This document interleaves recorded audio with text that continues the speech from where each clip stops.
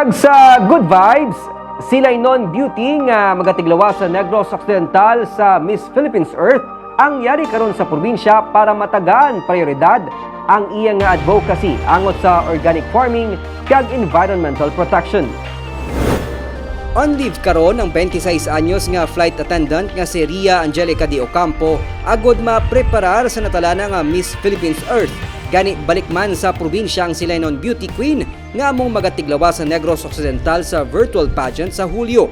Ang pagduso sang organic farming kag pagpangapin sang palibot ilabi na karon nga may pandemic ang isa sa iya ginakasakuan. When you see something is happening and when you see that we had the flash floods and you just not leave it nga, you don't do something, you act and you become the change. So I volunteered with different organizations. We did fundraising to give out supplies for different communities nga naapektuhan sang baha and sa pandemic. We gave out masks and with the help of generous sponsors man. So, and today I want to focus on educating especially the youth sa importansya gid sang pagprotekta sa aton nga environment.